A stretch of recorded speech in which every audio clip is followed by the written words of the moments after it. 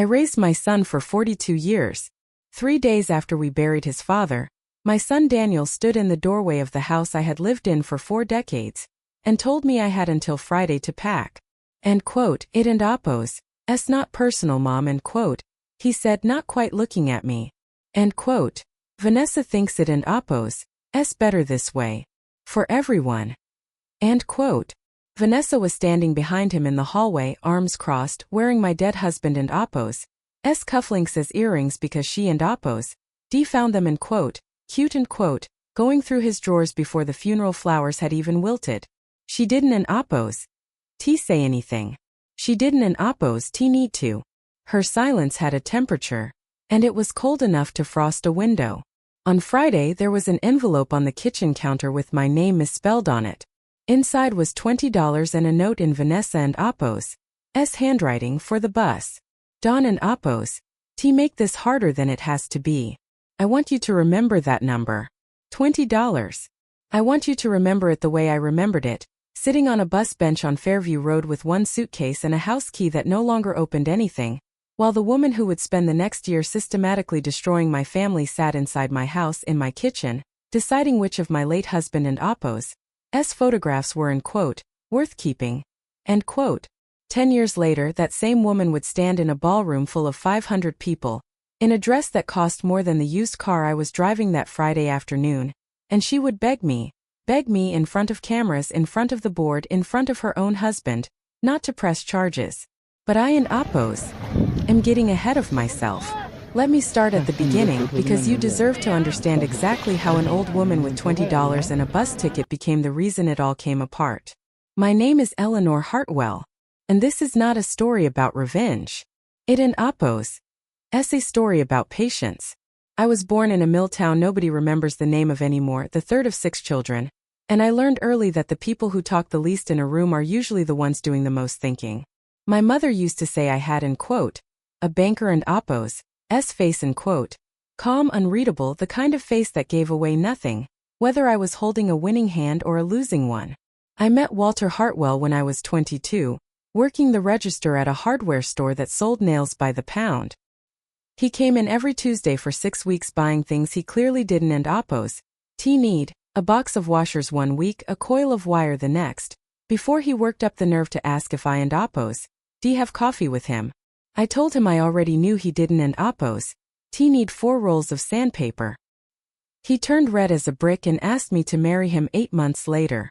What most people never knew, what I let them never know, was that Walter and Oppos' little hardware supply business only became Hartwell Industries because of decisions I made at our kitchen table at midnight, long after he and Oppos' gone to bed exhausted. I was the one who read the contracts. I was the one who noticed, in 1987, that the shipping company we used was quietly buying up warehouse space along the coast, and told Walter we should buy in before the land tripled in value. I was the one who structured the trust in 1994 that would, decades later, become the seed of everything. Walter was the face. I was by choice the ledger. End quote, you could run this whole company by yourself, end quote. He told me once, half joking, half not, somewhere around our 20th anniversary. End quote, I Don and Oppos' want to run it, end quote, I said. End quote, I want to build it. There and Oppos' a difference. Buildings need someone standing where nobody and Oppos' looking. End quote. So that and Oppos' where I stood. For 50 years, while Walter shook hands and gave speeches and had his photograph in the business section, I wore plain cardigans, drove a Buick that was older than our son, and volunteered at the church rummage sale every 3rd Saturday. People who met me at Daniel and Oppos' soccer games assumed I was somebody and Oppos' grandmother killing time. I let them assume it.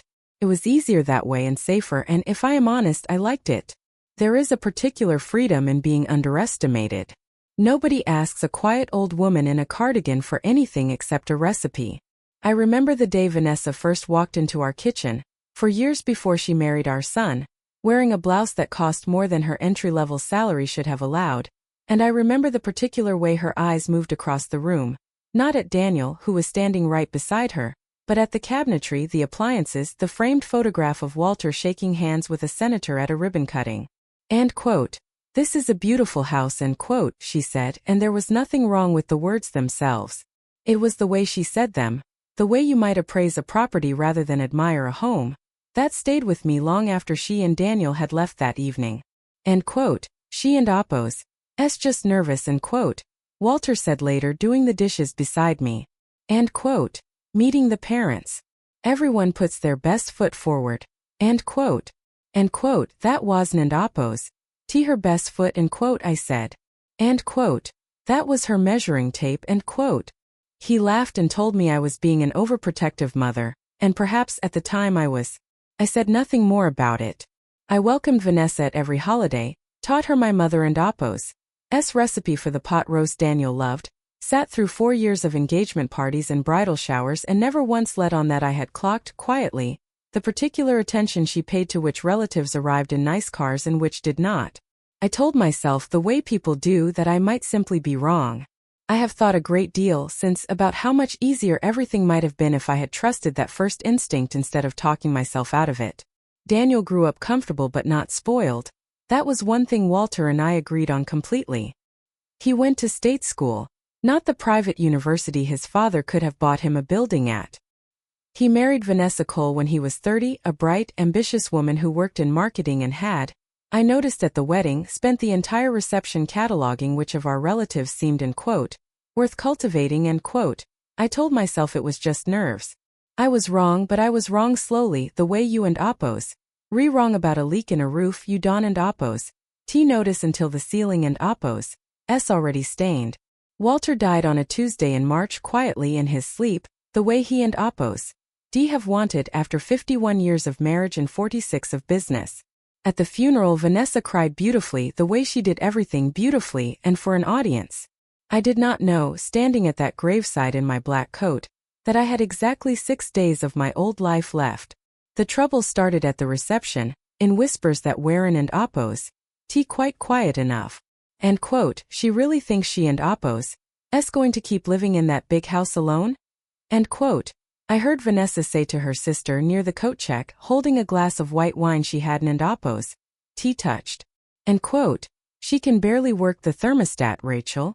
It and Oppos' practically elder neglect just letting her stay there, end quote. End quote. She seems sharp to me, end quote, her sister said. End quote. She seems sharp, end quote, Vanessa said. End quote. That and Oppos' what worries me. End quote. There was more before the coat check, that I have never spoken of to anyone but Marcus. During the reception itself, standing near the memorial table where photographs of Walter and Oppos' life were displayed on easels, the hardware store, the first warehouse, his hand on my shoulder at our 40th anniversary, I overheard Vanessa telling a cousin of mine, a woman named Doris who had traveled 6 hours to be there, that Walter had, end quote, left things in a bit of a mess financially, honestly, more than anyone realized, end quote, and that, end quote, poor Eleanor, end quote, would, end quote, probably need a lot of support figuring out the next steps. End quote. End quote. He didn't, and Oppos' leave things in a mess, end quote, I said, stepping into the conversation before I had fully decided to. Both women turned startled. End quote. Walter and Oppos' affairs were meticulously organized. They have been for decades. End quote. End quote.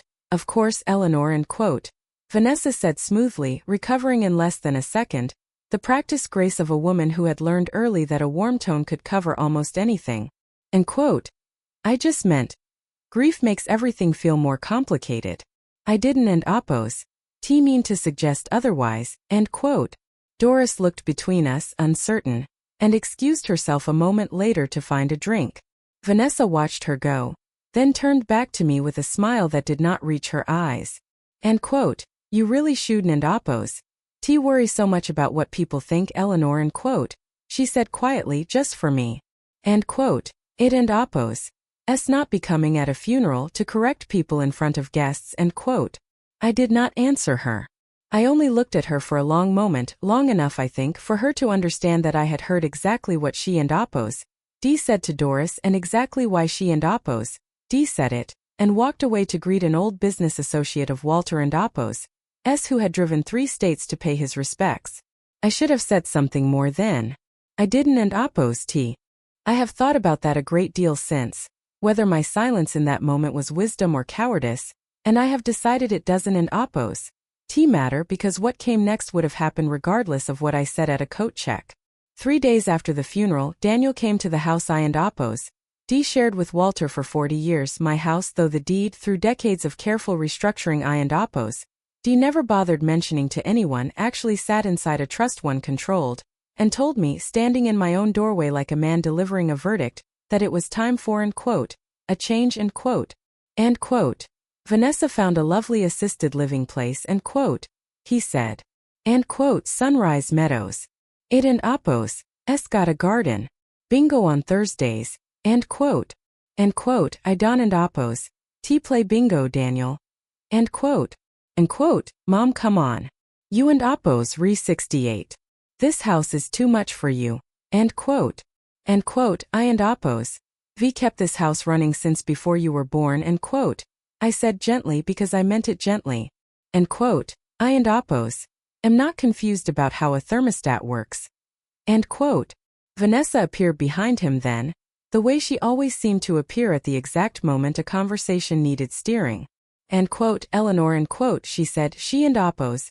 D stopped calling me and quote, Mom and quote, the week after the funeral I noticed though I hadn't and oppose. T mentioned that either and quote, we just think with everything that and oppose. S happened it would be so much easier for you not to be rattling around this big house by yourself. We were thinking Daniel and I and the kids could move in here. Keep it in the family. You and oppose. D loves Sunrise Meadows honestly. And quote. And quote, I and oppose. D love to stay in my home and quote I said. Vanessa and oppose. S smile didn't and oppose. T move but something behind her eyes did. And quote of course. We and oppose. I'll think about it. And quote. They didn't and oppose. T think about it. On Friday I came home from the grocery store to find my key didn't and oppose. T fit the lock anymore. There was an envelope taped to the door with my name spelled wrong, Eleanor, and $20 folded inside it, and a note that said for the bus. Don and oppose. T make this harder than it has to be. I stood on my own porch, in front of my own rose bushes that I had planted the spring Daniel was born, and I did not knock. I did not call the police. I did not call a lawyer, not that night. I sat down on the porch step and I thought about Walter, and I thought about the trust documents sitting in a safe deposit box downtown that neither Daniel nor Vanessa had ever asked to see, because it had never once occurred to either of them to ask what an old woman in a cardigan might actually own. Then I picked up my one suitcase which I had, out of some old habit I couldn't and oppose. T explain even to myself, packed the week before, and I walked to the bus stop on Fairview Road and I waited. I did not cry. I want to be very clear about that because people always expect the old woman to cry in this part of the story. I did not cry.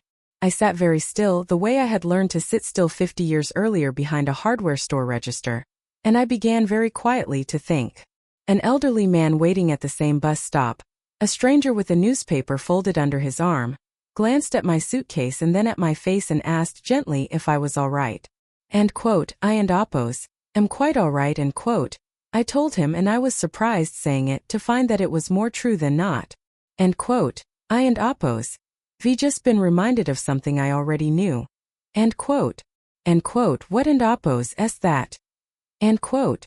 And quote, that people show you exactly what they and oppose, re-capable of eventually and quote, I said and quote, if you and oppose, re-patient enough to let them. I and oppose. V simply been given a very clear demonstration a little sooner than I expected and quote, he didn't and oppose. T quite understand what I meant, and I didn't and oppose. T explained further. The bus came 12 minutes later, and I climbed aboard with my suitcase, and rode 6 stops to an apartment I had chosen in advance without telling a single soul, exactly 6 weeks before Walter died. Not because I expected any of this, but because a woman who has spent 50 years reading contracts learns to keep a door open behind her, always, on the theory that even the sturdiest-looking arrangements sometimes fail without warning. I had not expected to need that door so soon. But I had built it anyway, the same patient, unglamorous way I had built everything else in my life, and on that particular Friday afternoon, it was waiting for me exactly where I and oppose. D left it. The apartment I moved into was on the 3rd floor of a building with no elevator, above a laundromat that hummed all night, 6 blocks from the house I and oppose. D lived in for 4 decades. It was small and plain and had a radiator that clanked like a man knocking on a door that wooed and oppose. T open. I chose it on purpose. I could have called any one of 11 properties I owned outright across 3 states.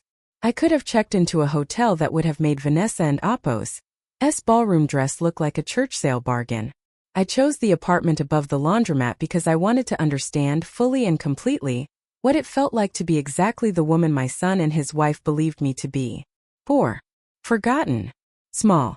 It is a strange thing to disappear on purpose. For the first 2 weeks I did almost nothing but watch. I bought a second-hand television for $40 and did not turn it on. I sat by the window with a cup of tea that had gone cold twice before I remembered to drink it, and I thought about the shape of what had happened to me the way I used to think about the shape of a bad contract, looking for the clause that would eventually cost someone everything. Contempt had come first, the whispers at the coat check, the and quote, elder neglect and quote, comment the way Vanessa had stopped saying my name. Then insult, the locks, the $20, the misspelled envelope. I understood, sitting in that cold apartment, that this was not the end of something. It was the beginning. Contempt does not stop at contempt. It escalates the way water finds the weakest point in a foundation and keeps pushing until the whole structure gives. I did not call Daniel. I let 3 weeks pass in complete silence, and in that silence I did exactly one thing. I called Marcus Webb. Marcus had been Walter and Appo's attorney and mine for 30 years, a careful gray-haired man who had drafted every trust document, every share transfer, every piece of the architecture that made Hartwell Industries mine in every way that mattered except the one Daniel and Vanessa had ever bothered to look at. And quote, Eleanor and quote, he said when he answered, and I could hear him sit up straighter through the phone, the way people do when they hear something in a voice that tells them a call is not ordinary. And quote, what and Appo's happened? And quote, they changed the locks, Marcus. And quote, there was a long silence on the line. And quote, on the house on Birchwood. And quote, on my house and quote, I said. And quote, yes. And quote, do you want me to call the police? That and Appo's a civil matter at minimum, Eleanor, possibly criminal, and quote, no, and quote, I said. And quote, I Don and Appo's want the police. Not yet. And quote, then what do you want? And quote, I looked out the window at the laundromat sign flickering below, the letter R in dryers burned out so it read Dueris, and I thought about Walter, and about 50 years of standing where nobody was looking. And quote, I want you to bring me the file and quote, I said. And quote, all of it. Everything about the trust, the shares, the house, all of it. I think it and Appo's time I remembered exactly what I own. And quote, Marcus was quiet for a moment. Then very softly he said something I have never forgotten. And quote, Eleanor and quote, he said. And quote, are you finally going to let them find out who you are? And quote, Marcus came to the apartment above the laundromat 2 days later, carrying a leather satchel that had seen better decades, and looked around the small kitchen with an expression he was too well-mannered to fully hide. And quote, this ISN and Appo's necessary, you know, and quote, he said, setting the satchel on the table. And quote, you have accounts you could access this afternoon that would put you in a penthouse by tonight. And quote, I know what I have, Marcus, and quote, I poured him tea in a chipped cup because it was the only kind I owned there. And quote, that and Appo's not the point right now. And quote, he opened the satchel and began laying out documents on the table between us, the way a doctor lays out an x-ray.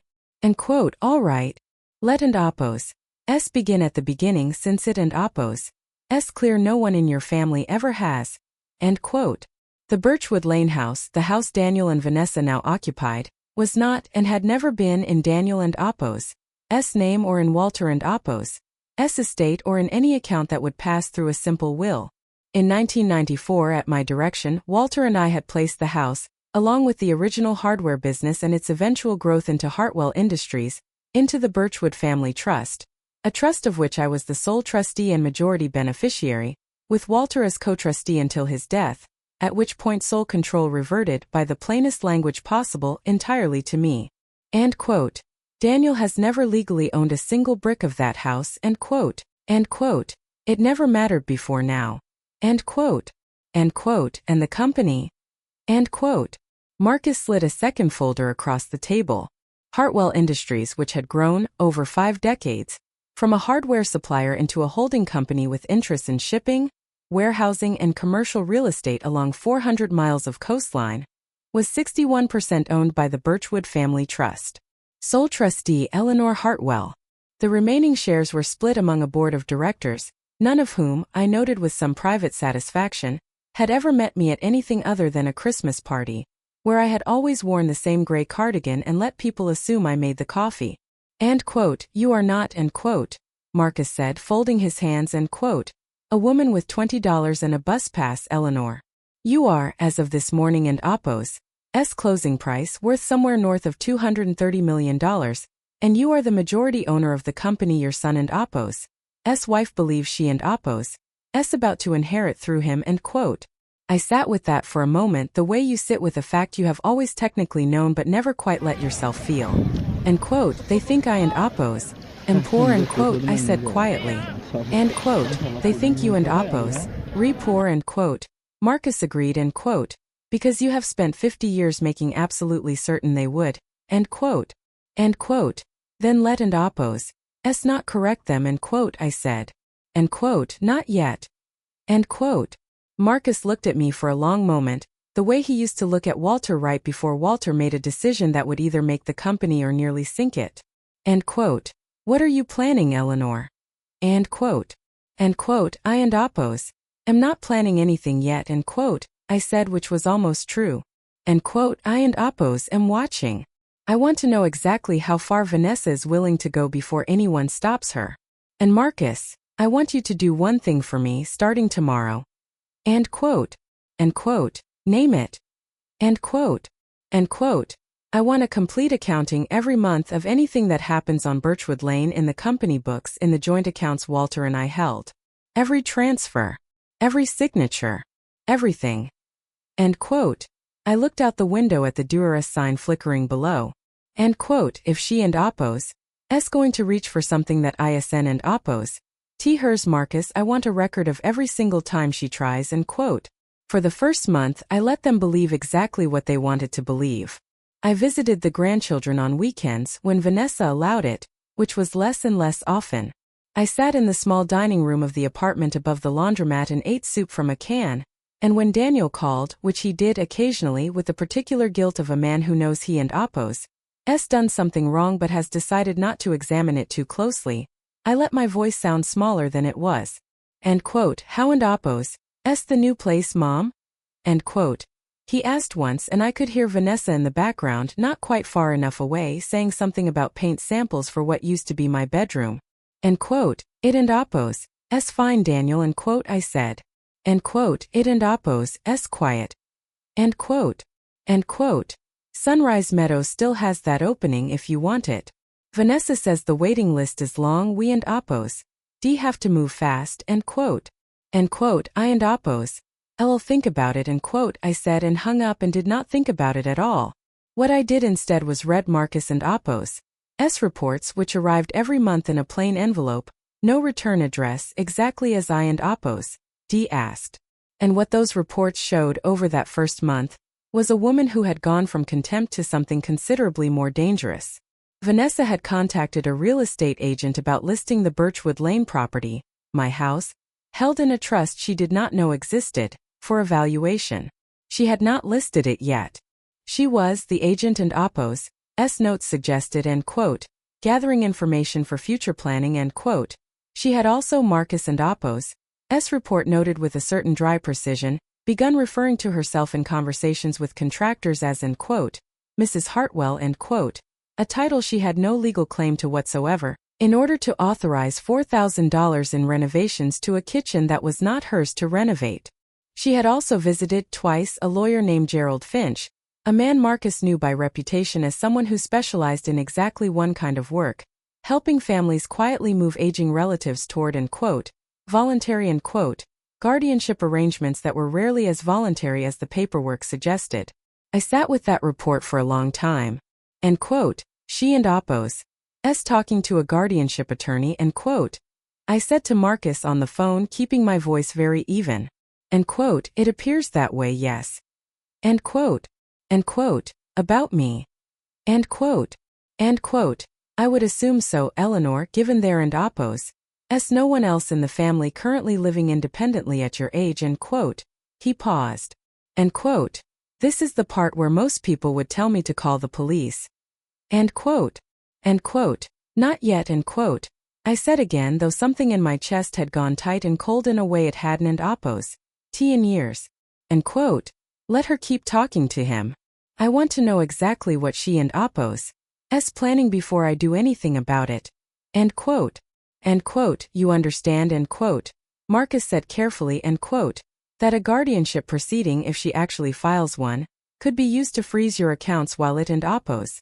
Litigated. It and oppose. Not a small risk, even for someone in your position. End quote. End quote. I understand it perfectly, end quote, I said. End quote. I helped write the law firm and oppose. Own guardianship boilerplate in 1996, Marcus. Back when Walter thought we might need it for his mother. I know exactly what that paperwork can and oppose. Do, end quote. I looked at the flickering Durer sign again, and for the first time in weeks I let myself smile just slightly. End quote. Let her build her case. A trap built on nothing collapses the moment you touch it. I intend to let her finish building. End quote. The next report from Marcus carried a name I hadn't and oppose. Expected. Rosa Delgado.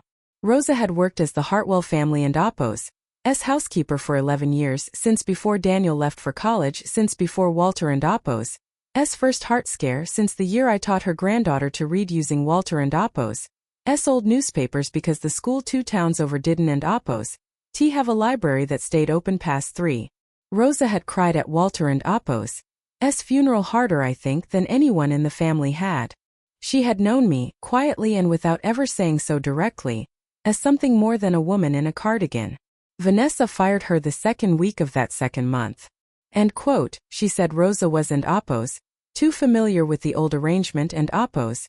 End quote, Marcus reported, reading from notes his investigator had taken during a conversation with Rosa herself, who had, it turned out, been eager to talk to anyone who would listen. End quote. Apparently Rosa asked one too many questions about where you and Oppo's gone and whether anyone had checked on you. Mrs. Foster, I and Oppo's. Am sorry, Mrs. Hartwell, as she and Oppo's now insisting people call her, decided that was inappropriate for household staff. End quote. I closed my eyes for a moment. Rosa had 4 grandchildren and a mortgage, and I happened to know because I had quietly co-signed it for her 9 years earlier. A fixed income that did not have much room in it for a sudden loss of work. Before I decided what to do about it, I called Vanessa directly. The only time in that entire year I let myself speak to her without Marcus or Grace listening in first, because some part of me still wanted to believe there was decency left in her worth appealing to. End quote, Vanessa, end quote, I said when she picked up. End quote, it and Oppo's Eleanor. I heard you let Rosa go. End quote. There was a pause, brief and calculated. End quote, it wasn't and Oppo's personal, Eleanor. We just felt it was time for a fresh start with the household staff. Rosa and Oppo's lovely, but she was very attached to the old way things were done, end quote. End quote. She has 4 grandchildren and a mortgage, Vanessa. End quote. End quote, I and Oppo's. Am sure she and Oppo's land on her feet. People like Rosa always do, end quote. There was a breeziness in how she said it that told me more than any accusation could have. End quote. Was there something else? I have a contractor coming by about the kitchen. End quote. End quote, the kitchen. End quote. End quote, we and Oppo's finally doing the renovation properly. Daniel and I have been talking, and honestly it and Oppo's overdue. The cabinets your husband put in are decades old. End quote. End quote, those cabinets, end quote, I said, keeping my voice level, end quote, are in a house that is still legally mine, Vanessa, whatever you and Daniel may have assumed. End quote. Another pause, longer this time. An edge creeping under the breeziness. End quote. Eleanor, I think it and Oppo's important for your own peace of mind, that you not get too worked up over details like that. You and Oppo's resettled somewhere new now. It and Oppo's better for everyone if you focus on that instead of microman. I keep waiting for you to tell me you and Oppo's Vicine enough. End quote. End quote. I haven and oppose t end quote I said. End quote. Not yet. End quote. End quote. What are you waiting for? End quote. I thought about that question for a long moment before I answered it, because it deserved an honest answer even to myself. End quote. I and oppose, am waiting end quote I said finally end quote, for her to reach for something she can and oppose. T undo reaching for. Right now, everything she and oppose S done a good lawyer could frame as a grieving family making difficult decisions badly. Locks get changed in every messy inheritance in America, Marcus. Housekeepers get let go. None of it is criminal yet. I need her to cross a line that ISN and oppose. T about grief or bad judgment. I need her to commit fraud. Forgery. Something with a name a prosecutor can put in a filing. End quote. End quote. And if she never does. End quote. End quote. She will end quote. I said with a certainty that surprised even me. End quote. Women like Vanessa Dawn and oppose. T stop escalating on their own, Marcus. Contempt becomes insult, becomes deception, becomes theft, becomes something worse every single time, because the thing driving her ISN and oppose. T grief, and it was never really about me. It and oppose. S about what she thinks she and oppose S owed. And people who believe they and oppose re-owed something will eventually take it, whether or not it and oppose S legally theirs to take end quote. I was right. Took 11 more days. The document arrived in Marcus and oppose S monthly report folded inside a photocopy from the county recorder and oppose S office, and when I saw it I understood immediately why he and oppose D called me before I and oppose D even had a chance to open the envelope. End quote. Eleanor end quote. He said end quote. I need you sitting down for this one. End quote. End quote. I and oppose am sitting. End quote. End quote. A power of attorney was filed with the county 3 days ago. It grants Vanessa Foster Hartwell authority over your financial affairs. It and oppose, S signed and oppose, Eleanor R. Hartwell. And oppose, end quote. I looked at the photocopy for a long time. The signature was close, closer than I would have expected from someone who and oppose. D only ever seen me sign birthday cards, but it wasn't and oppose, T mine. The loop on the H leaned the wrong direction. I had signed my name perhaps 40,000 times in 68 years. I knew the shape of it the way I knew the shape of my own hand. End quote. That and oppose. S not my signature, Marcus. End quote. End quote. I didn't and oppose. T think it was end quote, he said. End quote. Which means we and oppose. Re no longer discussing a family being clumsy with grief. We and oppose. Re discussing forgery.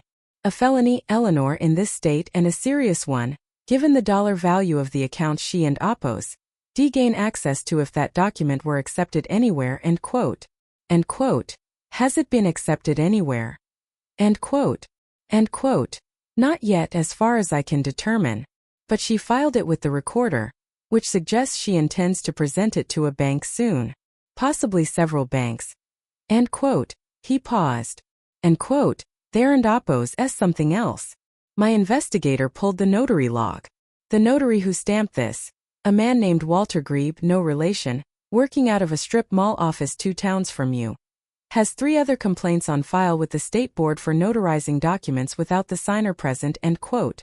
I sat in the small kitchen above the laundromat, listening to the dryers thump through the floor, and felt something settle in me that was not quite anger and not quite relief, but some third thing that had been waiting a very long time to arrive. End quote. She forged my signature. End quote. I said end quote. To steal access to my money, using a notary she must have known would look the other way. End quote. End quote. It would appear so. End quote. End quote. Marcus. End quote. I set the photocopy down on the table very carefully, the way you set down something you don and oppose. T want to break by accident before you and oppose. Re ready to break it on purpose. End quote. I think we and oppose. Re finally past the point where we wait. End quote. End quote. What do you want to do? End quote. End quote. Not yet what you and oppose. Reimagining. End quote. I said. End quote. I don and oppose. T want her arrested tomorrow, sitting in a jail cell confused about what happened. I want her to keep going right up until the moment she has absolutely nowhere left to run. I want the evidence so complete that they're ISN and oppos. T a lawyer in this state who could talk a jury out of what she did. End quote. I looked up at him. End quote. But I do want one thing to change starting now. End quote. End quote. What and oppos is that? End quote. End quote. I want to meet the person you keep mentioning in your reports. The young one. The one who noticed the notary complaints before you did. End quote. Marcus smiled for the first time since he and oppos. D walked into that apartment 2 months earlier. End quote. Grace end quote, he said. End quote. Grace and Kemalu. She and oppos. A first-year associate at the firm. Sharp as anything I and oppos. Vicine in 20 years. I and oppos. LL admit Eleanor I and oppos. V been wondering when you and oppos. D ask. End quote. Grace and Kemalu was 26 years old, wore her hair in a short natural crop that she never seemed to fuss over, and had, according to Marcus, graduated top of her class at a law school she and oppos. D paid for entirely herself, working nights at a hospital records department where, Marcus mentioned this almost as an aside, though I noticed he mentioned it, she had once flagged an elder financial abuse case that the hospital and oppos' own compliance office had missed entirely. She arrived at the apartment above the laundromat carrying a legal pad and a level of composure I found immediately reassuring in someone so young. End quote. Mrs. Hartwell end quote, she said, shaking my hand. End quote. It and oppos' an honor. Mr. Webb didn't and oppos' tell me much, but I did my own reading on Hartwell Industries before I came. I have some thoughts if you and oppos' willing to hear them. End quote. End quote. I and oppos' am always willing to hear a good thought end quote, I said. End quote. Sit down. End quote. Over the next hour, Grace laid out, with a precision that reminded me sharply of myself at her age, exactly what she had found. The notary, Walter Grebe, had a pattern, 3 prior complaints, all involving elderly signers who claimed never to have been present, all involving documents that granted financial authority to a younger relative. None of the complaints had gone anywhere, because none of the victims had the resources or the will to pursue them. End quote. He and oppos' not just careless end quote, Grace said. End quote. I think he and oppos' for hire. I think if we dig into his banking records we and oppos' LL find a payment from Vanessa Foster Hartwell around the date this power of attorney was notarized end quote. End quote. Can you get his banking records? End quote. End quote. Not without a subpoena, which means not without filing something first end quote. Grace hesitated. End quote. Mrs. Hartwell, can I ask you something directly? End quote. End quote. Please. End quote. End quote. Why Haven and oppos' you filed anything yet? You have forgery. You very likely have elder financial abuse. You have a housekeeper who was fired for asking the wrong questions. Any prosecutor in this county would take this case tomorrow morning. End quote. I looked at this young woman, so certain in the way only the young and the very good can be certain, and I thought about how to explain 50 years of learning to wait. End quote. Because right now end quote, I said end quote. Vanessa believes she and oppos' winning. She believes I and oppos' am a confused old woman shuffled off to a small apartment, too proud or too foolish to fight back. As long as she believes that, she keeps making mistakes like this power of attorney, mistakes that build the case for us without her even realizing she and oppos' building it. The moment I file something she and oppos' know I and oppos' am watching. She and oppos' get a good lawyer. She and oppos' stop leaving fingerprints. End quote. I folded my hands. End quote. I would rather have 6 more months of her confidence than 6 weeks of her caution. End quote. Grace considered that for a moment and then nodded slowly, the way people do when they realize they and oppos' in the room with someone who has thought several moves further ahead than they have. End quote. Then what do you need from me? End quote. End quote. I need someone young enough and hungry enough and good enough to do the kind of quiet, patient work that doesn't and oppos' show up on anyone and oppos' radar end quote, I said. End quote. I need someone to build the file that Marcus is too well known in this town to build without being noticed. And Grace, end quote. I paused and looked at her directly. End quote. I need to know I can trust you with something before I finish this sentence, because once I say it, there and end quote. My grandmother raised me for 6 years back home, while my parents worked overseas to save enough to bring us all together. When I was in law school, my aunt tried something very similar to what Vanessa and Apos doing to you. Not on this scale, we didn't and Apos have this kind of money in the family, but the shape of it was the same. Isolate. Undermine. Take. My grandmother didn't and Apos have a Marcus Webb or $230 million, or a granddaughter about to become a lawyer. She just had me, and by the time I understood enough law to help her, most of what my aunt wanted had already been taken. End quote. Grace and Apos' jaw tightened just slightly. End quote. I promised myself somewhere around my second year of law school that I and Apos spend my career making sure the next person like my grandmother had someone who understood exactly what was happening to her before it was too late to stop it. End quote. I looked at this young woman for a long moment, understanding finally exactly why Marcus had waited so long to mention her. Not because he doubted her, but because he had been saving her the way you save a very good tool, for the job that would actually need her. End quote. Then we understand each other, end quote, I said. End quote. Completely. End quote. She was almost right about the timeline. Took 4 months, not 6. The part of that year I have never been able to speak about easily is the part about Lily and Oliver. My grandchildren were 10 and 7 when the locks changed, and for the first 2 months, Vanessa still allowed the occasional Saturday visit. Brief, supervised, always ending earlier than promised. I would meet them at a park near the old house, and Oliver would run to me across the grass shouting, end quote, "Grandma Ellie," end quote. The way he had since he could talk, and Lily, more careful, more watchful even at 10, would hang back a step and study my face before she hugged me, as though checking to see whether I had changed since the last time. End quote. "Mommy says you live somewhere small now," end quote. Lily said to me once on a bench by the duck pond in the careful, testing voice of a child repeating something she has heard but doesn't and Apos fully understand. End quote. "She says it and Apos because you spent all your money." End quote. I did not correct her. I have thought about that choice many times since, and I still believe it was the right one. A child should never be made a messenger for an adult argument, should never be asked to carry the weight of, end quote, "Your mother is lying to you," end quote, back into a house where she has to sleep every night. So I only said, end quote, "I have everything I need, sweetheart. Don and Apos worry about your grandma." End quote. End quote. "But you and Apos not at the house anymore. Mommy and Daddy live there now. I have your old room." End quote. End quote. "I know," end quote. I said and smiled because that was easier than the alternative, and because I had learned sitting above a laundromat for 2 months exactly how much I was capable of enduring without letting it show on my face. It was Oliver who told me 3 weeks later, sitting on my lap on that same bench, eating a soft pretzel with both hands, exactly how far things had gone.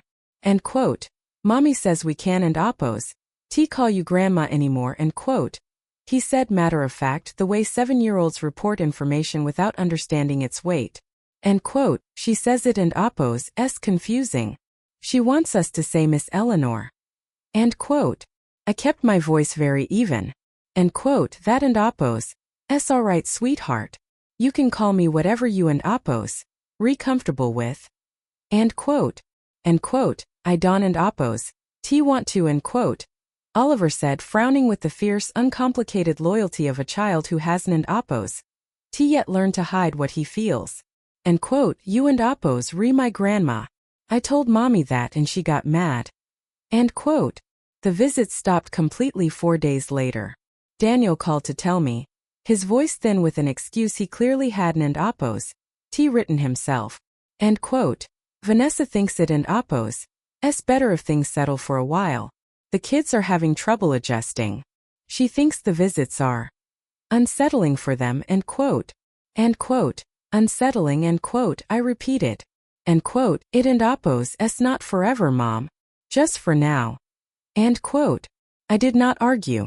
I have wondered since whether that silence was the hardest thing I have ever done. Harder even than the porch step on Fairview Road. Harder than the $20. A woman can absorb almost any cruelty aimed at herself and still stand upright by morning. Cruelty aimed at keeping a child from calling you by your name is a different kind of weight entirely, and I carried it for 4 months without once letting Vanessa see it bend me. That same week, Vanessa tried something else, Something that told me more clearly than the forged power of attorney ever did, exactly how far she was willing to go. The knock on the apartment door came on a Tuesday afternoon, while I was reheating soup on the small stove, and when I opened it, a pleasant-looking man in his 50s stood in the hallway with a physician and Oppo's bag and a clipboard. And quote, Mrs. Hartwell?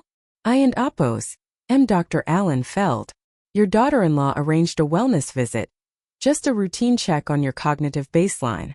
Standard practice for seniors living independently. One and Oppo's take more than half an hour. And quote. I did not let a single flicker of surprise cross my face. 50 years of negotiating table manners are good for exactly this kind of moment. And quote, of course, end quote, I said. And quote, come in, doctor. Would you like tea? End quote. He sat at my small kitchen table, opened his clipboard, and began in the gentle, slightly condescending tone I imagine he used on every patient over 65, to ask me questions. What year is it? Who is the president? Could I count backward from 100 by sevens? I answered every question correctly, promptly, without hesitation, and watched his pen move slower and slower across the page as it became clear the visit was not proceeding the way it had apparently been described to him. End quote, doctor, end quote, I said halfway through, end quote. May I ask who is paying for this visit? End quote. He glanced up, mildly startled by the directness. End quote. Your daughter-in-law and Oppo's office reached out to my practice. She indicated some concern about her words and Oppo's increasing confusion and disorientation, particularly around financial matters and Oppo's. End quote. End quote. I see. End quote. I folded my hands on the table, the same posture I had once used across a boardroom table from men considerably more intimidating than Dr. Allen Feld. End quote. And did she provide any specific examples of this confusion? End quote. He hesitated, clearly uncomfortable now. End quote. She mentioned you and Oppo's recently moved from a family home into smaller accommodations somewhat abruptly. She suggested it might indicate declining judgment. End quote. End quote. I moved. End quote. I said evenly. End quote. Because she changed the locks on my house 3 days after my husband and Oppo's funeral and left $20 taped to the door. I Don and Oppo's believe that qualifies as evidence of my declining judgment, doctor. I believe it qualifies as evidence of hers. End quote. Dr. Feld set his pen down entirely. End quote. I recall every detail of my finances down to the dollar. End quote. I continued. End quote. I recall the name of every person I have ever done business with in 50 years. I recall quite clearly that a woman who wants a physician to certify her mother-in-law incompetent, 3 months after locking her out of her own home, is not concerned about my wellness. She is building a paper trail. End quote. I looked at him directly. End quote. I Don and Oppo's say that to be unkind to you, doctor. I imagine you were told a very different story than the one that and Oppo's true. But I would ask that you document accurately and completely everything I and Oppo's just told you, because I suspect it will matter a great deal more than you currently understand. End quote. To his credit, Dr. Feld did exactly that. His written evaluation, which Marcus obtained a copy of 2 weeks later through entirely proper channels, concluded in plain clinical language that Mrs. Eleanor Hartwell showed, end quote, no evidence of cognitive impairment, disorientation, or diminished capacity of any kind, end quote, and noted in a line I have kept a copy of to this day, that the patient had, end quote, raised, unprompted, specific and credible concerns regarding the circumstances under which this evaluation was requested, end quote. I called Marcus that same evening. End quote. She tried to get a doctor to declare me incompetent, end quote, I said. End quote. That would fit the pattern for a formal guardianship petition, end quote. Marcus said grimly. End quote. If she and Oppo's gotten a favorable evaluation, she could have used it alongside the forged power of attorney to argue you were never capable of managing your own affairs in the first place, which would have made the forgery look, on paper, almost like a kindness rather than a crime, end quote. End quote. She and Oppo's not just greedy anymore, Marcus, end quote, I said quietly. End quote. She and Oppo's building a legal shield around the theft before she and Oppo's even finished committing it, end quote. End quote. What do you want to do? End quote. I thought of Dr. Feld and Oppo. I want a record so complete that by the time this is finished, no one in that courtroom will be able to imagine a version of events where she didn't and Oppos. Know every single step of the way, exactly what she was doing and quote. What I did instead, the only thing I allowed myself to do was call Grace. End quote. I need something from you end quote, I told her. End quote, not evidence. Not for the file. Something else.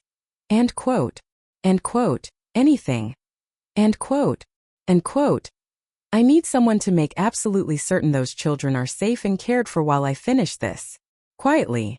No contact, nothing that could be used against me in any custody argument later. Just eyes. I need to know if anything changes. End quote. Grace was quiet for a moment. End quote, you think it might get worse. End quote. End quote, I think end quote. I said slowly end quote. That a woman who forges a signature to steal money is a woman who has already decided other people and Oppos. S writes Dawn and Oppos, T apply to her. I Dawn and Oppos. T know yet where that stops. I intend to find out before it reaches those children in any way worse than a changed nickname end quote. It was, in fact, through that quiet watching that we learned the next thing. The thing that finally fully changed the shape of what I was willing to let happen. Chapter 12 What the Teacher Saw. The woman who called Grace and Oppos' office in October was Lily and Oppos' fourth grade teacher, a soft-spoken man named Peter Alvarez who had, according to the message he left, end quote, some concerns he wasn't and Oppos' sure who else to raise them with, end quote. Grace drove out to meet him herself without telling me first, which I understood later was her own version of the patience I had been teaching her. She did not want to alarm me with something that might turn out to be nothing. It did not turn out to be nothing. End quote. Lily and Oppos' been having trouble focusing, end quote. Mr. Alvarez told Grace according to the note she brought me that evening, her face carefully composed in the way of someone delivering news she has already decided will land hard. End quote. Falling asleep in class. A few times she and Oppos' mentioned being hungry, not dramatically just offhand the way kids do when it and Oppos' normal to them and they Dawn and Oppos' realize it and Oppos' worth mentioning. Last week she told another student quite casually that her parents have been and Oppos' really busy with money stuff and Oppos' and that things have been and Oppos' tight since grandma left and Oppos' end quote. I sat very still. End quote. There and Oppos' more end quote, Grace said. End quote. He also mentioned that Lily came to school 3 weeks ago with a note excusing her from the class field trip fee, $60. Which struck him as odd because he happens to know the family recently renovated a kitchen. He didn't and Oppos' think much of it until this week, when he overheard Lily telling a friend that her mom said they and Oppos' might have to sell some stuff and Oppos' end quote. I closed my eyes for a moment. End quote, Eleanor end quote, Grace said carefully. End quote, there and Oppos' a piece of financial context I think you need and it and Oppos' not good. I pulled what I could from public filings and a contact at the bank. Carefully, nothing that leaves fingerprints. Vanessa hasn't an Oppos' just been trying to access your accounts. She and Daniel have run through nearly all of their own savings. The kitchen renovation. A car lease Daniel can and Oppos' really afford. Vanessa quit her marketing job 8 months ago, around the time your husband died, apparently expecting the inheritance to cover the gap. End quote. Grace hesitated. End quote, they and Oppos' not solvent Eleanor. They and Oppos' not close. And I think that and Oppos' exactly why the forgery happened when it did. She and Oppos' not just greedy. She and Oppos' desperate. And desperate people who believe they and Oppos' entitled to something are the most dangerous kind, because they and Oppos' convince themselves any line is worth crossing end quote. End quote, there and Oppos' one more thing end quote. Grace added more carefully than she and Oppos' said anything else that evening. End quote. Mr. Alvarez mentioned something he almost didn't and Oppos' say out loud because he wasn't and Oppos' sure it meant anything. 2 weeks ago Lily drew a picture during free time. The assignment was in Oppos', draw your family and Oppos', and everyone else in the class drew houses with parents and siblings. Lily drew a small apartment building with 3 windows and a woman standing in one of them. When he asked her about it she said and Oppos' that and Oppos' S where my grandma lives now. I wanted her in the picture too, even though she and Apo's S not really allowed to be. And Apo's, end quote. I did not say anything for a long moment. Grace, to her credit, did not fill the silence either. She had learned by then exactly when a silence needed to be left alone. End quote. He kept the drawing, end quote, Grace said finally. End quote. He wasn't Apo's. T sure if he should give it to you or not. I told him I and Apo's D ask. End quote. End quote. Yes, end quote, I said, my voice steadier than I felt. End quote, I want it. Whatever else happens with any of this, Grace, I want that drawing. End quote. I thought of Oliver and Apo's soft pretzel, his fierce, uncomplicated loyalty. I thought of Lily, careful even at 10, hanging back a step before she hugged me, checking to see if I had changed, and now apparently quietly insisting on drawing me into a family portrait she and Apo's been told I no longer belonged in. End quote, they and Apo's letting my grandchildren go hungry, end quote, I said, end quote, while living in my house spending money that was never theirs, because Vanessa is too proud to admit the plan has already failed, end quote. End quote, it looks that way, yes. End quote. I stood up from the small kitchen table, and for the first time in 4 months I did not feel patient. I felt something I recognized distantly as the same fury I had felt exactly once before in my life, the year a supplier tried to cheat Walter out of a shipment and I had very calmly, very quietly made certain the man never worked in that industry again. End quote. I am done watching, end quote, I said. End quote. Not done building the case, Grace. I still want it airtight, I still want every signature and every dollar accounted for. But I am done letting those children go hungry one more week while I wait for the perfect moment. Get Marcus. I want a plan for the children and Apo's welfare in place within 72 hours quietly through channels that can and Apo's be traced back to a custody fight. And Grace, end quote. I looked at her and I meant every word with a clarity that surprised even me. End quote, I want a date. A real one. I want to know exactly when I and Apo's am going to finish this. End quote. Grace nodded slowly. End quote. There and Apo's SA shareholders and Apo's meeting in 6 weeks, end quote, she said. End quote. The 50-year anniversary gala, combined with the annual vote. It and Apo's the biggest event Hartwell Industries holds. 500 guests, the full board, half the business press in the state. End quote, she paused. End quote, Vanessa and Apo's already RSVP and Apo's Marcus mentioned she and Apo's planning to attend as and Apo's the future of the Hartwell family and Apo's she and Apo's telling people Daniel and Apo's about to be named to the board, end quote. I looked out the window at the Duras sign one last time, and felt for the first time in months something close to peace. End quote. Then that and Apo's where we and Apo's I'll finish it, end quote, I said. End quote, 6 weeks. Let and Apo's make certain their ISN and Apo's a single loose thread left when we do. End quote. The 6 weeks that followed were the busiest of my quiet decade. Grace, working with a forensic accountant Marcus trusted completely, traced the payment from Vanessa and Apo's personal account to Walter Grebe, the notary, $400 transferred 9 days before the forged power of attorney was filed, disguised in the memo line as, end quote, consulting fee, end quote, Grebe. When Grace and Apo's investigator finally sat across from him with the state notary board and Apo's complaint file spread on the table, did not last 30 minutes before he agreed to cooperate. In exchange for leniency, and confirmed on the record that Vanessa had shown him a sample of my signature copied from an old birthday card and asked him to, end quote, just get it close enough, end quote. The forensic accountant traced something else too, something none of us had anticipated.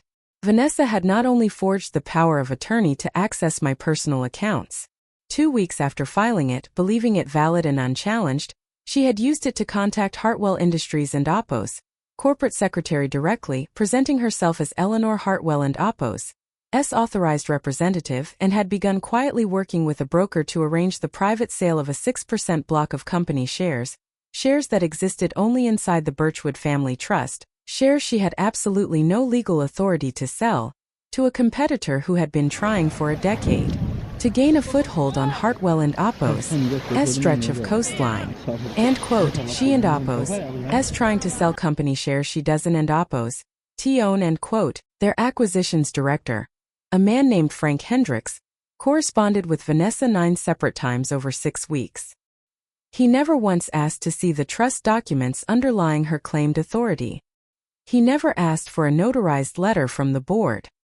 He simply took her word for it, because 6% of Hartwell Industries at a below-market price was too attractive an opportunity to slow down and verify properly, end quote. End quote, which means end quote, Grace added end quote, Coastal Meridian has exposure here too. Willful blindness doesn't and Apos, hold up well in front of a securities regulator, especially not for a firm with in-house counsel who absolutely should have known better end quote. I read through the correspondence myself slowly, the way I had once read through 50 years of contracts looking for the clause that would eventually cost someone everything.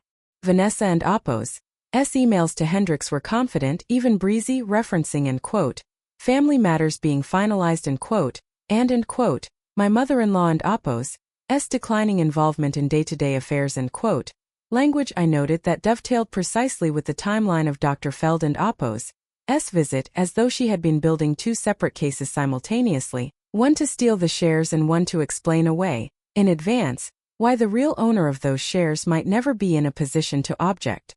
End quote, she thought she was being thorough end quote, I said quietly. End quote, she thought she and Apos' covered every angle end quote. End quote, she covered every angle she could imagine end quote, Marcus said. End quote. She never imagined the angle where the quiet old woman she pushed out the door turned out to be the one holding 61% of the company the entire time end quote. End quote, did it go through? End quote. End quote, no. The broker required additional verification before finalizing. Standard practice for a block that size. Vanessa and Apos' been scrambling for 2 weeks trying to produce documentation that doesn't and Apos' exist because it can and Apos' exist. She doesn't and Apos' know yet that the reason she can and Apos' produce it is that the shares were never hers to sell in the first place end quote. I sat with that for a long moment in Marcus and Apos' office surrounded by 3 months of careful patient documentation, the forged signature, the fired housekeeper, the underfed children, the corrupt notary, the attempted sale of a company she believed wrongly was already half hers. End quote, she thinks she and Apos' almost gotten away with it end quote, I said quietly. End quote, she does end quote, Marcus confirmed. End quote, according to Daniel, who has no idea incidentally about any of this, we and Apos' confirmed that much. Vanessa told him last week that and Apos' everything and Apos' about to be settled and Apos' and that they should and Apos' start thinking bigger and Apos' about the house renovations. She believes the sale is days from closing. End quote. End quote. And the gala is in 11 days end quote. End quote, 11 days end quote, Grace confirmed. I looked at the two of them, Marcus, who had known me for 30 years and had never once, in all that time, seen me raise my voice, and Grace, 26 years old, sharp as anything, who had built in 4 months a case more complete than most prosecutors see in a career. End quote. Then here is what happens end quote, I said. End quote. We do not stop her sale attempt. We do not warn the broker off further, beyond what caution already has. We let her keep believing, right up until the moment she stands in front of that ballroom, that she has won. I want the board notified quietly the day before, so there and Apos' no panic and no leak. I want Grace seated at the head table as my counsel. I want Marcus prepared to formally present the trust documents the moment I ask for them. End quote. I paused.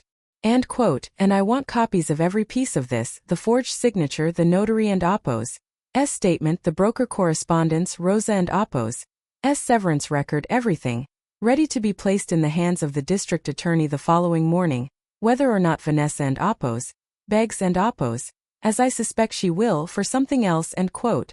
End quote. You and Apos' going to do this in front of 500 people? End quote, Marcus said.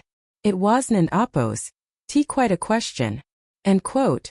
I built this company by being the person nobody looked at. End quote, I said. End quote. I intend to end this the same way, by letting Vanessa look directly at me, For the first time in her life, at the exact moment she finally understands who I and Appos have been the whole time, end quote.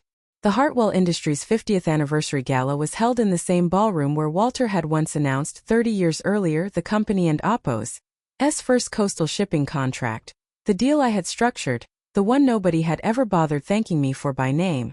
I arrived late on purpose in a plain gray dress that could have belonged to anyone and Appos' grandmother, and took a seat at a table near the back where I would not be noticed, exactly as I had spent 50 years arranging to be.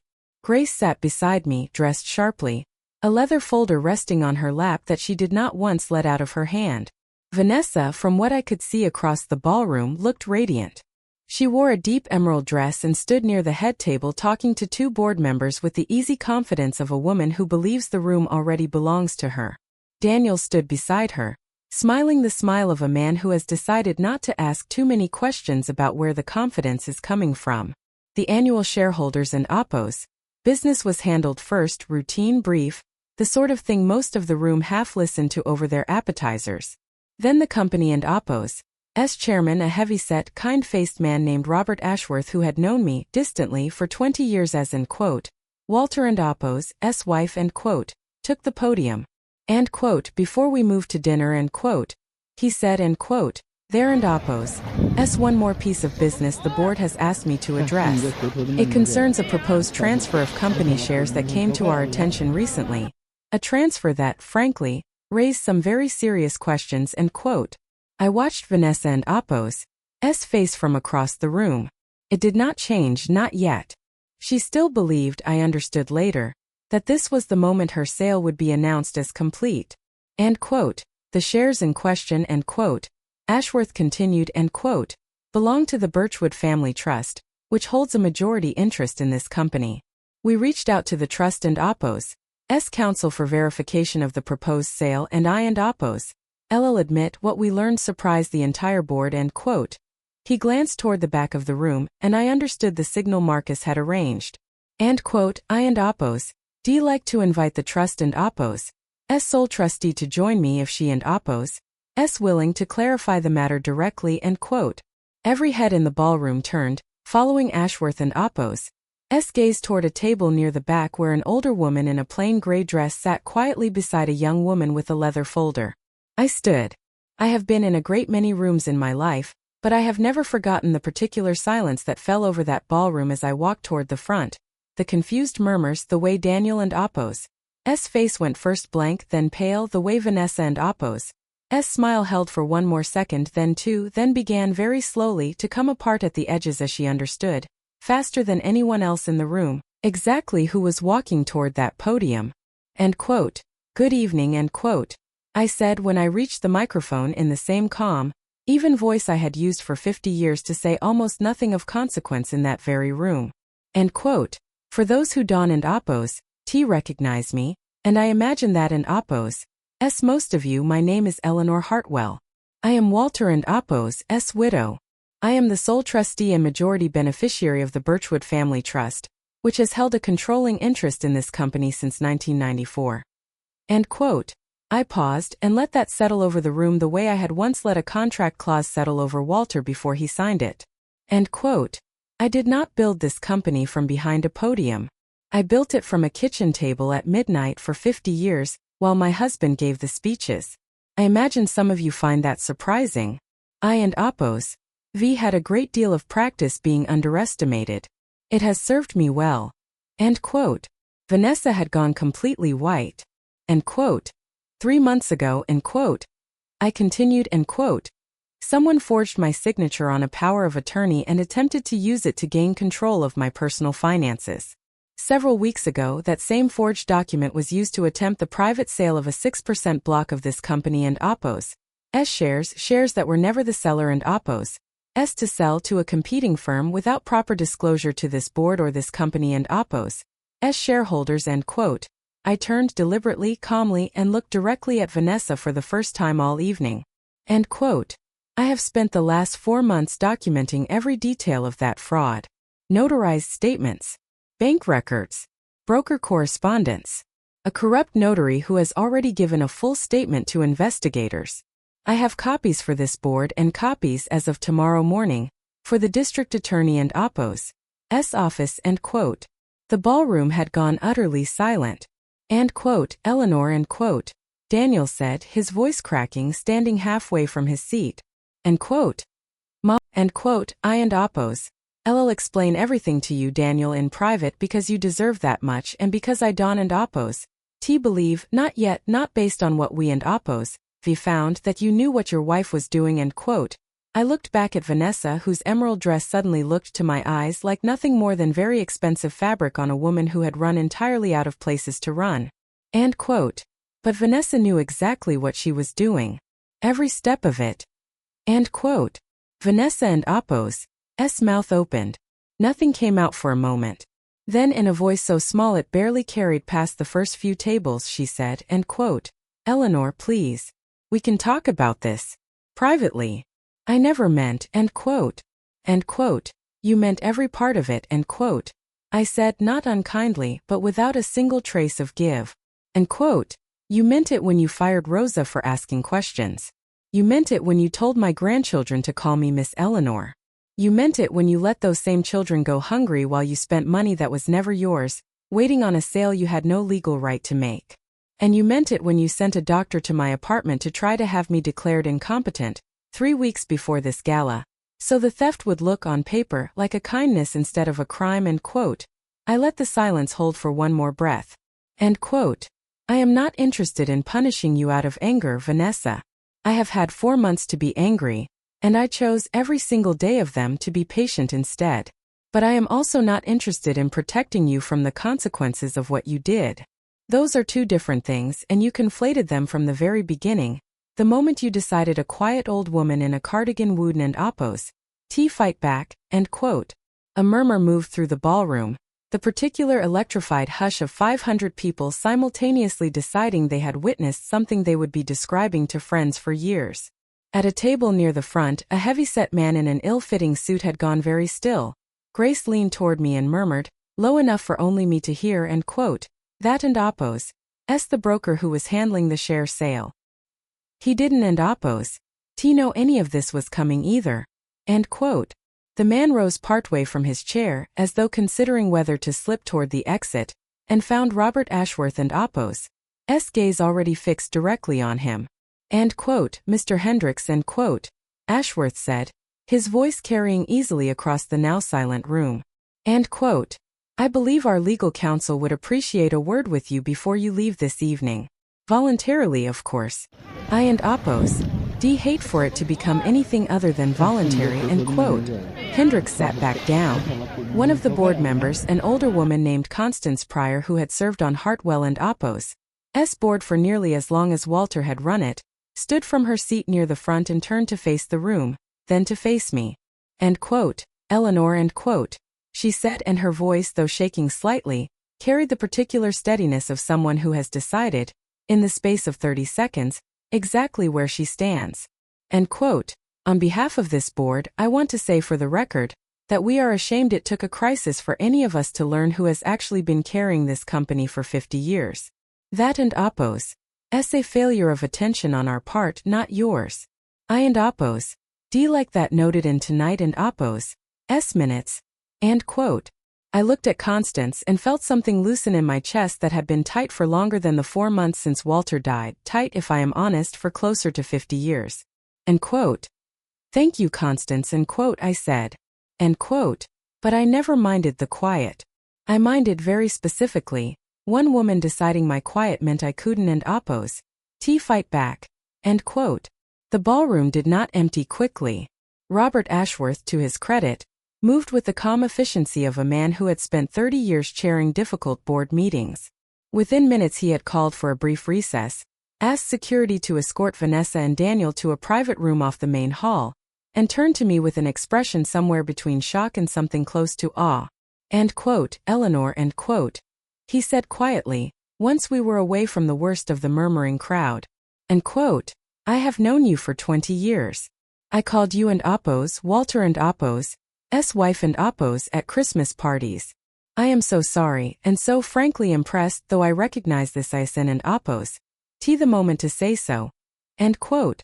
End quote, it and Apos. All right, Robert, I said. I preferred it that way for exactly as long as I needed to. In the private room, Vanessa sat very still in a chair by the window, the emerald dress somehow smaller on her than it had looked under the ballroom lights. Daniel stood near the door, his hands opening and closing at his sides, unable to settle on anything to do with them. Mom, he said the moment I walked in, please, tell me this, I said in Apo's T real. Tell me there and Apo's an explanation. There is an explanation, I said, sitting down across from Vanessa, with Grace beside me and the leather folder now open on the table between us. The explanation is that your wife forged my signature, drained access from accounts that were never legally hers to touch, fired a woman who had worked for this family for 11 years, and attempted to sell 6% of a company she believed she was about to inherit, all while your children went hungry in a house paid for with money that also was never hers. I looked at him steadily. I don't and oppose. Say that to hurt you, Daniel. I say it because you deserve the truth, finally, after 4 months in which I let you believe your mother had simply grown old and small. Daniel and Apo's face crumpled in a way I had not seen since he was 9 years old and had broken his father and Apo's favorite fishing rod. I didn't and Apo's, no, he said. Mom, I swear to you I didn't and Apo's know about any of it. The power of attorney, she told me you and Apo's signed it voluntarily, that you and Apo's asked her to help manage things because it was easier for you, I believe you, I said and meant it, watching relief and grief war across his face in equal measure. That and Apo's precisely why the district attorney will be receiving this file with your name nowhere in it. You are not being charged with anything, Daniel. But you are going to have to reckon on your own with the fact that you let your wife and Apo's version of events replace 50 years of knowing your own mother, without once asking to see proof. Daniel sank into the chair beside Vanessa and Apo's his hands pressed against his face for a long moment before he spoke again, his voice muffled and broken. The kids, Mom. Lily and Apo's teacher, did you know about that? Did you know she was going hungry that whole time while I was signing off on a kitchen renovation?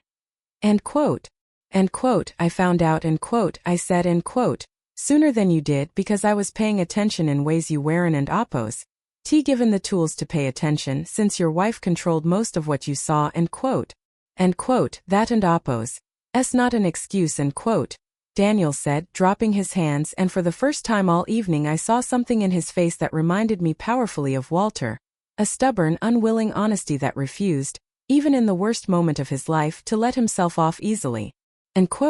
I should have asked more questions. I should have driven out to see you instead of just calling. I let myself believe the easy version because the easy version didn't and Apo's require me to do anything hard. No, I agreed quietly. It didn't and Apo's Will you ever forgive me for that? I looked at my son, 42 years old, undone in a hotel conference room, married to a woman who had just been exposed in front of 500 people, father to 2 children who had gone hungry while he wasn't and Apo's looking closely enough to notice, and I thought about 50 years of choosing carefully what to say and what to let go unsaid. I already have, I said. Forgiving you was never the hard part, Daniel. You didn't and Apo's build this. You only failed to notice it being built. Those are very different things, and I have never once confused them, not for a single day of this past year. I reached across and took his hand, the way I had 1,000 times when he was small and frightened of something in the dark. What comes next is harder than forgiveness. What comes next is you learning to trust your own eyes again, instead of borrowing someone else in Apo's Vanessa had said nothing this whole time, staring at the folder on the table as though it might disappear if she looked at it hard enough. Finally, in a voice that had lost every trace of the ballroom confidence she and Apo's walked in with, she said, what happens now? Now, Grace said, speaking for the first time in the crisp, level tone I had watched her develop over 4 months of careful work, The board formally rescinds any authority you claim to hold, effective immediately. The attempted share sale is voided. The buyer has already been notified it was fraudulent and unauthorized, and Hartwell Industries and Oppos' legal team will be pursuing them separately for facilitating it without adequate verification. Ms. Hartwell and Oppos' counsel will be filing a full report with the district attorney and Oppos' office tomorrow morning, including the forged power of attorney, the corrupt notary and Oppos' signed statement and financial records showing the misuse of funds. Given the dollar value involved and the use of a forged legal document, we expect charges to include forgery, attempted grand larceny, and potentially attempted securities fraud, depending on how aggressively the state chooses to pursue the share sale attempt. End quote. End quote, Eleanor. End quote, Vanessa and Oppos' voice cracked on my name, my correct name I noticed for the first time in months. End quote, please. I have children. Please Don and Oppos' do this. End quote. I looked at this woman who had, for a full year, called my grandchildren and Oppos' love for me, end quote, unsettling, end quote, who had let a 7-year-old go hungry rather than admit her plans had failed, who had taped $20 to my own front door with my name spelled wrong. End quote, I thought about that a great deal, end quote, I said, end quote, in the 4 months it took to build this file properly instead of filing it the day I found out. I thought about Lily and Oliver more than I thought about you if I and Oppos' am honest. And that is precisely why I am not asking the district attorney to seek the maximum sentence available to her. I am not asking for anything, in fact, beyond the truth being placed in front of the people whose job it is to weigh it fairly. What happens to you from here is not up to me, Vanessa. It stopped being up to me the moment you decided to forge my signature instead of simply asking me for help, which, and I want you to sit with this because I Don and Oppos' think you and Oppos' ever once considered it, I would very likely have given you if you had only asked, end quote. Vanessa said nothing. There was nothing, I think, left for her to say. The weeks that followed moved with the particular grinding slowness of the legal system, which I had spent a career navigating and had never once been in a hurry to rush. The district attorney and Oppos' office, presented with a file as complete as the one Grace and Marcus had built, moved to formal charges within 3 weeks. Forgery in the second degree, attempted grand larceny, and after the state and Oppos' Securities Division reviewed the broker correspondence, a federal referral for the attempted unauthorized sale of company shares. Walter Grebe, the notary, pled guilty within a month in exchange for his continued cooperation and a reduced sentence. His testimony, combined with the physical evidence, made Vanessa and Oppos' case, according to the assistant district attorney who eventually called Marcus to discuss a plea, end quote, about as airtight as anything I and Oppos' seen in 11 years doing this job, end quote. Vanessa ultimately pled guilty to forgery and attempted grand larceny in exchange for the state declining to pursue the federal securities referral separately, a plea deal that spared her the years in prison a trial conviction on all counts might have carried, but did not spare her everything else. She lost her position, such as it had been, as the presumptive, end quote, future of the Hartwell family, end quote. She lost within 6 months her marriage. Daniel filed for divorce quietly without public statement, the spring after the gala, citing irreconcilable differences that everyone who had been in that ballroom understood perfectly well without needing them explained. She lost, most painfully of all I think, though she rarely said so where anyone could hear her, the easy, unquestioned confidence with which she had once walked into rooms believing they already belonged to her. The house on Birchwood Lane, which had never been Daniel and Oppos' or Vanessa and Oppos' to lose in any legal sense, returned quietly to the trust and eventually, this was my choice made slowly, over the better part of a year, to Daniel on the condition that he complete, at his own expense and on his own initiative, a course of family counseling that I had quietly arranged and would not discuss the contents of with anyone, including him, beyond confirming that he had, in fact, gone. I was not present for the notary and Oppos' formal statement to investigators. Marcus advised firmly against it, and I trusted his judgment on that point completely, but Grace was, and she told me about it afterward, in enough detail that I have never quite been able to stop picturing it. Walter Grebe, it turned out, was not a hardened criminal by nature, only a frightened, indebted man who had let one bad decision compound into several worse ones, the way I imagine most people who end up on the wrong side of a fraud case eventually do. End quote. She came to my office in August, end quote. He told the investigator, according to the transcript Marcus later shared with me. End quote. said she needed something notarized for her mother-in-law, who was and oppos, having trouble getting around and oppos, and had asked her to handle some paperwork. She had a signature sample, said it was for reference so I could and oppos, help guide and oppos, the older woman and oppos, hand if she needed it, since her arthritis made it hard for her to sign steadily anymore, and quote. And did you ever see Mrs. Hartwell in person? And quote, the investigator asked. And quote, no, and quote, Grebe admitted. And quote, she said her mother-in-law was too unwell to travel to the office that week, and asked if I could just notarize it based on the sample and a phone call. I knew that wasn't an oppos tea, right? I did it anyway. She paid me $400 and said there and oppos, DB more if I could move quickly. End quote. End quote. Did you ask any other questions? End quote. There was a long pause on the recording, Grace told me, before Grebe answered. End quote. I told myself it wasn't an oppos, my business. Families sort out this kind of thing all the time. I figured worst case it was a family being a little loose with the paperwork to help an old woman who couldn't and oppos get around easily. I didn't and oppos let myself think about what it actually was because I needed the money and it was easier not to. End quote. It was, I think, one of the more honest things anyone involved in that entire year said out loud, the plain, unglamorous truth that most fraud does not require a monster. It only requires several ordinary people deciding one at a time that it is easier not to ask the question that would stop it. Grebe and oppos' cooperation once it began was thorough. He produced text messages from Vanessa confirming the arrangement, the $400 transfer, and most damaging of all, according to the assistant district attorney who eventually handled the case, a message sent the week before the gala in which Vanessa had written, in words she surely wished, by the time she read them back to herself in a courtroom, she had never typed at all. Just need this to hold together until the shares clear. After that none of it matters. End quote. None of it matters, end quote. Grace repeated to me, the day she brought me the transcript, with a kind of quiet disbelief that even 4 months of building this case had not fully prepared her for. End quote. She wrote that about defrauding her own mother-in-law. In writing. To a man she was paying to break the law. End quote. End quote. People who believe they and oppos about to win, end quote. I said, end quote. Rarely imagine anyone will ever read their messages after the fact.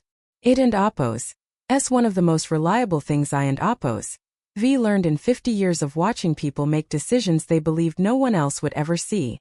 End quote. Grebe ultimately received 18 months suspended to probation and community service in exchange for his testimony, a sentence the assistant district attorney described to Marcus as, end quote, about as generous as the law allows for a man who nonetheless clearly knew at every step that what he was doing was wrong, end quote. I did not object to the leniency. I had, by then, spent enough months sitting with the details of that year to understand the difference between a man who built a scheme and a man who was hired, cheaply and shabbily, to help finish one someone else had already designed. Vanessa and oppos' own sentencing 3 months later drew considerably less mercy from the court, though considerably more than a trial conviction might have carried. 18 months in a state facility, followed by 5 years of probation, full restitution of the funds she had improperly accessed, and a permanent bar from serving in any fiduciary or corporate officer capacity in the state.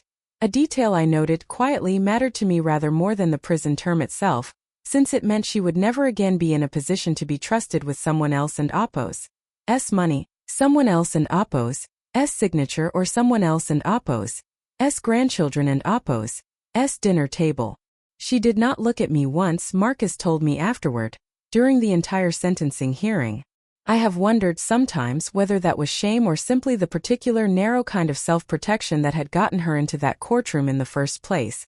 The same instinct that had once looked at a quiet old woman in a cardigan and decided there was nothing there worth taking seriously. I want to tell you about the parts of that year that were not about Vanessa because I think they matter more, in the end, than anything that happened in that ballroom.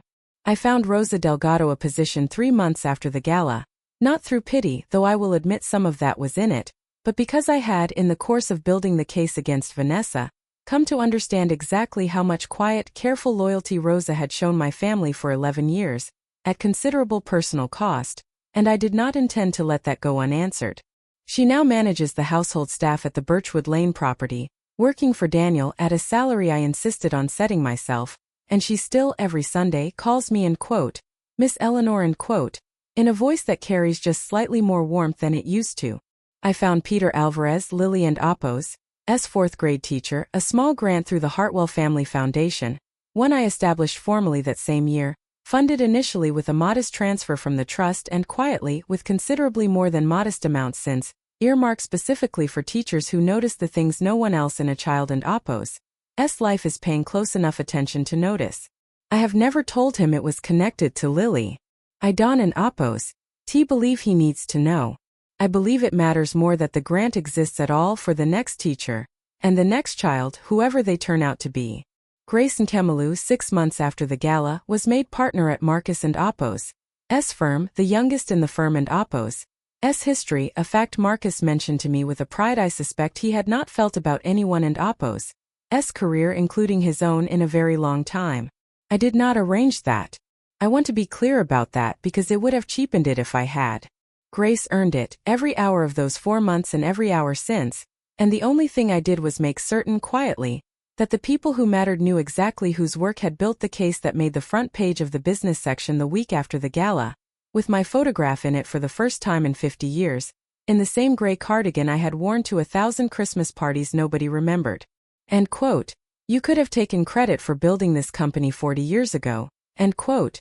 Grace said to me once over coffee some months after everything had settled. End quote. You could have had your photograph in that paper decades ago. Why wait until now? End quote. I thought about that question for a long time before I answered it, the way I think about most things worth answering honestly. End quote, because for 40 years, end quote, I said, end quote, nobody needed to know. Walter needed the credit more than I did. It made him confident, and his confidence made the company grow. And I never once minded standing behind that. It cost me nothing to let him have it, end quote. I looked out at the street outside the small cafe we and Apos' chosen, the kind of ordinary place I still preferred even now. End quote. But when Vanessa decided a quiet old woman could be pushed out of her own home for $20 and a bus ticket, that quiet stopped being a gift I was choosing to give. It became a weapon someone else was using against me. And when your patience is being used as a weapon against you, Grace, that and Apos' exactly the moment it and Apos' worth spending it to end the fight instead, end quote. Daniel and I are rebuilding something slower and more careful than what we had before. Not the easy, unquestioning closeness of before Walter died, but something with sturdier foundations underneath it, built the way I have always preferred to build things. Patiently, with the actual weight of every plank tested before anyone stands on it. He brings Lily and Oliver to see me every other Sunday now, in the small apartment above the laundromat, which I have chosen deliberately to keep, not out of necessity, but because it reminds me, every time the dryers thump through the floor beneath me, of exactly what I was capable of enduring, and exactly what I built while I endured it. Oliver calls me Grandma Ellie again. He never stopped wanting to, not for one single day of that terrible year, and I have never forgotten that a 7-year-old boy and Apos' uncomplicated loyalty turned out to matter more in the end than every board meeting and every forged signature and every dollar Vanessa ever tried to take. I asked him once, sitting on my lap the way he used to on the park bench by the duck pond, whether he remembered that year clearly, or whether it had already begun to soften into the blur that childhood memories tend toward. End quote. I remember you wearin' and Apos' at the house anymore, end quote. He said matter of fact, chewing thoughtfully on a piece of toast. End quote. And I remember I was mad about it.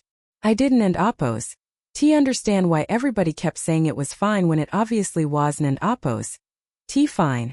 End quote. End quote. You were right, end quote, I told him. End quote. It wasn't and Apos' fine. I and Apos' am sorry it took as long as it did to fix. End quote. He considered that with the particular seriousness small children bring to questions they and Apos' clearly been turning over privately for a while. End quote. Are you going to live in the big house again? With the roses? End quote. End quote. No, end quote, I said. End quote. I think I like it better here, above the laundromat where the dryers thump. End quote. He laughed at that, delighted, the way 7-year-olds are delighted by almost anything absurd and true at the same time, and asked if he could feel the thumping through the floor, and I let him lie flat on his stomach on the kitchen linoleum for the better part of 10 minutes, giggling every time the next load began its cycle below us, and I thought, watching him, that there are victories in this life considerably larger than a ballroom full of 500 people. And this, an ordinary boy, laughing on an ordinary floor, utterly unafraid, was, without any real competition, the largest one I had ever won. Lily, who is 11 now and still careful, still watchful, asked me once, sitting on the same park bench by the duck pond, whether I had ever been scared in the small apartment in that first cold month. A little. I told her honestly, because I have never seen the use in lying to a child who is old enough to recognize a lie when she hears one. But being scared and being patient aren't and opposites, Lily. Sometimes the bravest thing a person can do is sit very still and watch and wait for the exact right moment, and trust that the moment will come, even when it feels very far away. How did you know it would come? I thought about Walter and the hardware store and 50 years of standing where nobody was looking, and a photocopied signature with the loop leaning the wrong direction on a kitchen table above a laundromat. I didn't know, I admitted. I only knew that I had built something worth waiting for, and that people who take things that aren't and there's almost always eventually reach too far. All I had to do was be patient enough and paying enough attention to be standing there when they did. People sometimes ask me now whether I regret waiting as long as I did, whether 4 months of watching Vanessa and Apo's cruelty unfold, for months of a misspelled name and a fired housekeeper and hungry grandchildren, was too high a price to pay for the satisfaction of a single evening in a ballroom. I tell them the truth, which is that the evening in the ballroom never mattered to me nearly as much as they assume it did. I did not build that case for the pleasure of watching Vanessa and Apo's face go pale in front of 500 people, though I will admit in my more honest moments that there was a certain grim satisfaction in it. I built it because a woman who forges signatures and starves children for the sake of a stolen inheritance does not stop on her own. She stops when the truth becomes too large and too well documented for anyone, including her own conscience, to argue their way around. Patience was never about revenge for me. It was about making certain the truth, when it finally arrived, could not be undone. I still live in the apartment above the laundromat most weeks. I still wear the gray cardigan. I have not moved into a penthouse or bought myself a mansion, or done any of the things a woman with my resources might reasonably be expected to do after a year like the one I and Apo's described.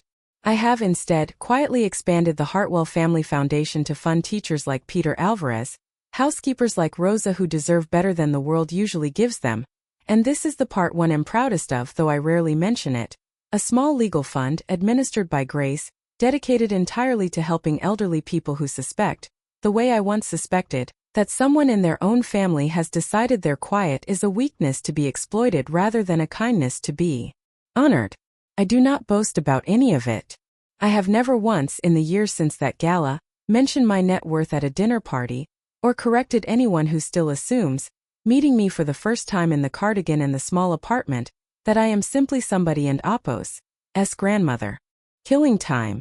I let them assume it, the same as I always have, not out of false modesty, and not any more out of necessity, but because I have come to believe it is simply the truer version of who I want to be recognized as, when a stranger meets me at a bus stop or a church rummage sale. Not the majority shareholder. Not the woman whose name appeared, briefly, in the business section. Just a quiet woman with a good coat, minding her own business, who happens to know, better than almost anyone, exactly how much patience a person can carry without ever once putting it down. It is, I have found, still the truest and most useful thing about me. Not the $230 million, not the controlling trust, not the company that bears my late husband and Apo's name across 400 miles of coastline. I helped build one careful decision at a time. The truest thing about me is that I know better than almost anyone I have ever met, exactly how to sit very still and watch and wait for as long as it takes. Last spring, the Hartwell Family Foundation held its first public event. A small scholarship dinner. Nothing like the ballroom where all of this finally came apart. Just 40 people in a community center that smelled faintly of floor polish, honoring 3 local teachers and funding, for the first time, tuition for 6 students whose families could not otherwise have afforded it. Rosa came in a blue dress she told me she and Apo's been saving for an occasion she hadn't and Apo's T yet had a reason to wear it too. Peter Alvarez came and cried a little, without any embarrassment about it. When I handed him a plaque he clearly had not expected. Grace stood at the podium and spoke for exactly 4 minutes, no longer, because she had learned, working beside me for a year, exactly how much can be said in very few words when the words are chosen carefully, about what it means to notice the things other people have decided are too small to matter. Daniel brought Lily and Oliver. Oliver ate 3 dinner rolls and fell asleep against my shoulder before dessert was served, the way he used to as a much younger boy, and I sat very still for the better part of an hour rather than wake him, the way I have always been perfectly content to sit very still when something worth protecting is resting against me. Daniel visits every other Sunday with Lily and Oliver, and we eat soup from a can in the small kitchen, and Oliver still calls me Grandma Ellie, and Lily has started slowly to ask me questions about the business, real ones, careful ones, the kind a girl asks when she is quietly deciding what kind of woman she wants to grow up to be. End quote, Grandma, end quote. She asked me last week, turning a chipped teacup over in her hands the way I once turned over a photocopied signature, end quote, do you think I could learn to do what you did? Build something without anyone noticing? End quote. I looked at her for a long moment, 11 years old, careful, watchful, already understanding more about patience than most adults I have known in my long life, and I thought about a hardware store register, and 50 years at a kitchen table, and a laundromat sign with a burned-out letter that used to read Duras until, one ordinary Tuesday, the building and Oppo's new owner finally had it fixed. End quote, I think, end quote, I told her, end quote, you already have. End quote. She smiled at that, a small careful smile, not quite Vanessa and Oppo's ballroom smile, not quite anyone and Oppo's but her own, and set the chipped teacup down gently, the way a person sets down something they have decided, quietly and without announcement, that they intend to keep. I still keep the drawing Lily made that autumn, the one Peter Alvarez almost didn't, and Oppo's send, the small apartment building with 3 windows, and a woman standing in one of them, arms open, waiting. It hangs in the kitchen above the stove in a frame Oliver picked out himself at the dollar store 2 towns over, insisting it needed to be, end quote, a good one, Grandma, not a cheap one, end quote, and paying for it with $3 in quarters he had been saving since his last birthday. I have thought many times since that year about what it means to have spent 50 years letting the world believe I was smaller than I was, and about whether I would do it differently if I had the chance again. I don't and Oppo's believe I would. Not the quiet served me exactly as it was meant to. What I would change if I could is only the length of time it took me to understand that quiet stops being a gift the moment someone else decides to use it as a weapon, and that the bravest thing a patient woman can do in the end is not to keep waiting forever, but to recognize clearly and without flinching the precise moment when waiting has finally done its work.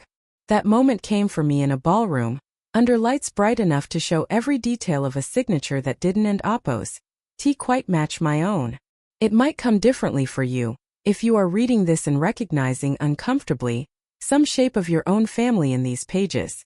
I hope, if it does, that you remember what I learned above a laundromat with a burned-out letter in its sign, that the truth, patiently and carefully assembled, does not need to be shouted to be heard.